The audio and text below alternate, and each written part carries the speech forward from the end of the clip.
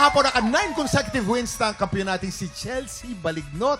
Yan ang pinakamalayong narating ng isang grand finalist this season, ha? At mahigpit ang laban kahapon, ha? Ay, grabe. Narinig ko nga, Kuya Kim. Oo. So, ibig sabihin nun, pag nanalo pa siya mamaya, siya na ang magiging first undefeated kampiyon this season. At ang unang mag-uwi ng 100,000 pesos. Exciting yan! Grabe.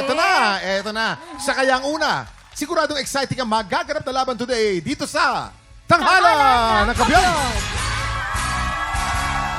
Ito ng dalawang kalahok na susubok umagaw sa titulo ng ating kampiyon.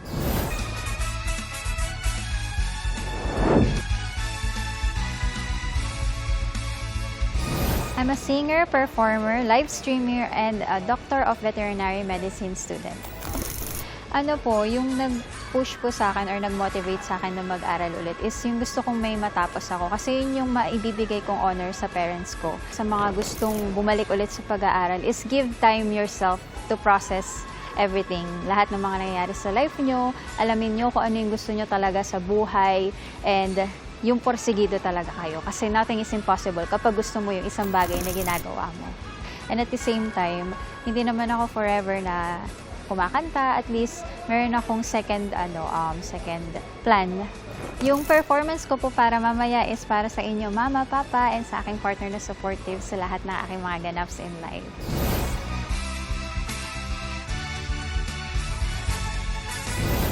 Isa sa mga masasakit na nangyari sa buhay ko ay nung nawala yung asawa ko.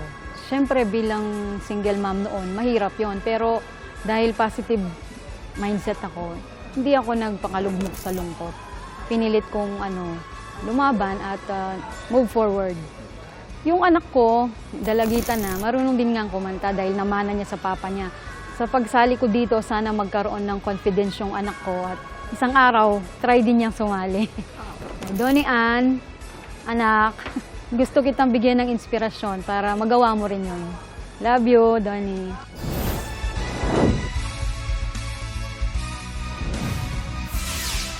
Of course, nandito na naman ang mga inampala natin. Singer, songwriter, the R&B crooner, Darilong. Kapuso, OST Princess and Queendom Diva, Hannah Presilas. Multi-platinum artist and OPM hitmaker, the icon, Renz Verano. Ang unang magpapakitang gilas ang live streamer mula sa Caloocan, Shell Mariveles.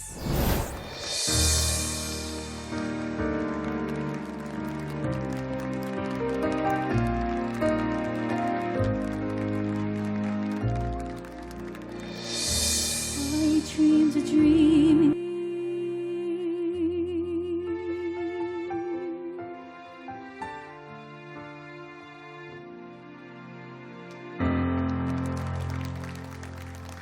Chel Mariveles. Wala naman kung tagisan siya. Sa Mariveles, Bulacan. Bataan. Tama Ano ba yan? Chel, ayun na. Okay na si Chel. Naka-relax na ngayon. Tingnan natin kung ano magiging comment sa'yo ng ating mga inampalana. Yes. Hi, Shell! Hello po. Yan. Alam mo, ang ganda-ganda ng boses mo. Bagay na bagay yung timbre or yung voice quality dun sa song na napili mo. Gusto ko yung mid-range, yung high notes, okay din, napakalinis. Siguro, pagtuunan mo ng pansin yung low notes, yung mga part na medyo may kababaan para sa range mo na napapractice din yun eh. Paano siya mapapakapal yung tunog. Tsaka pagdating naman sa pag-perform, pwede mo pang i-maximize yung stage. Mas kausapin mo pa kami. Yung eye contact, pwedeng sila yung kinikwentuhan mo, pwedeng kami. Yun lang bigay kong tip sa'yo. The rest, bahala na si Inang Balanghana. Congratulations! Thank you po. Hi, Chel. Hello po. Eto lang, may tip na lang ako sa'yo, na isa lang. Doon sa low notes, feeling ko, para maging mas pulido siya pakinggan, hindi siya yung nagsistruggle kang abutin yung baba. Instead of hitting na night, pwedeng ibang technique na. Medyo mahangin. Night. para mas ano siya pakinggan, di ba? Parang hindi siya yung nahirapan kang bumaba bigla. So yun lang, pero ako gustong-gusto ko yung pagtaas mo ng cannot be. Medyo mahirap gawin yan eh, yung direkta kang tataas. Ang galing mo dun sa mga ganong part na yun. Yun lang, kailangan mo lang ingatan yung low notes. Thank you po, mga inampalan. Alamin po natin kung ilang stars ang ibibigay ng ating inampalan. Shell, ang stars na binigay ko sa iyo ay...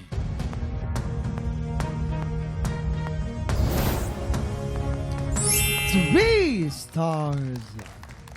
Shell, ito naman ang mga stars ko para sa'yo.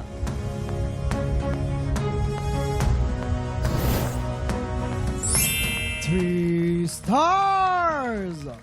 Salamat sa ating mga inampalan. Mamaya malalaman natin kung ilang stars ang ibinigay sa'yo ni Sir Daryl. Salamat.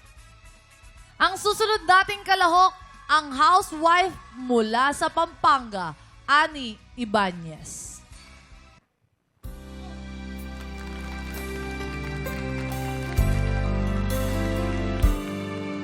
Did you think that your smile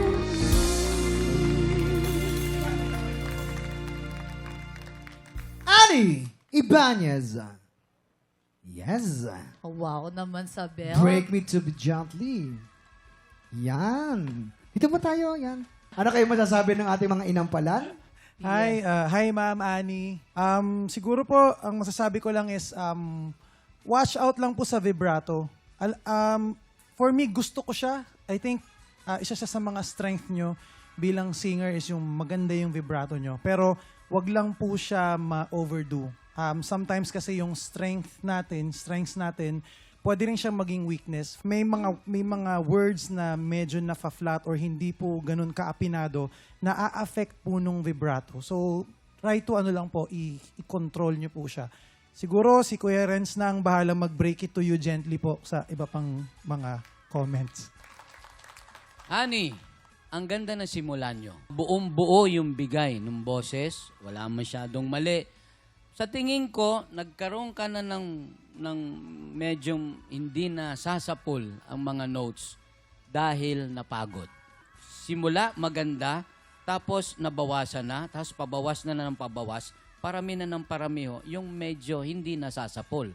So, ibig sabihin, isang factor, yung nervyos, na-conquer na yung inyong sistema at saka yung pagod. So, next time, kung sakali mang kayo ay makakalusot, siguraduhin nyo na yung nervyos, saka uminom na kayo ng tubig para hindi matuyo yung lalamunan. Okay. Ayan po. Nang dahil sa nervyos. Kasi. Ngayon po, alamin po natin kung ilang stars ang ibibigay ng ating inampalan. Ani, ang stars na binigay ko sa iyo ay...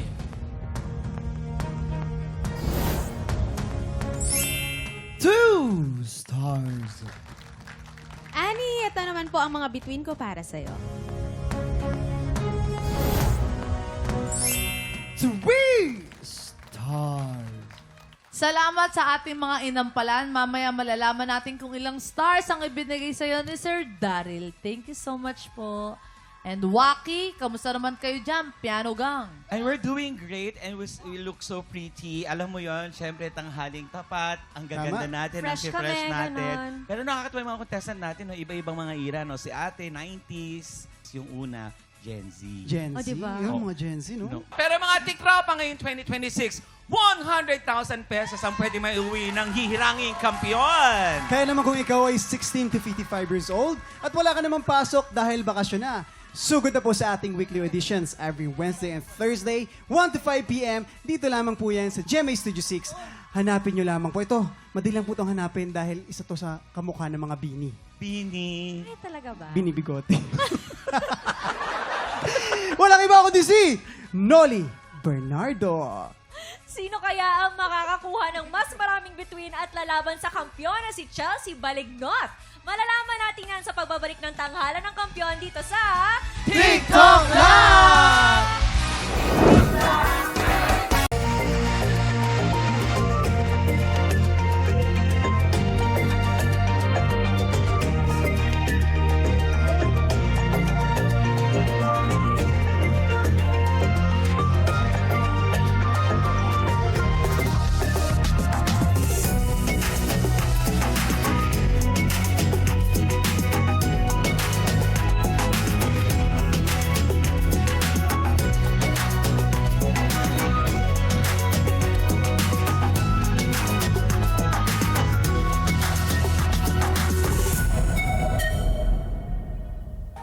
Tropa, pinanood mo hanggang sa dulo itong video na to? Very good ka!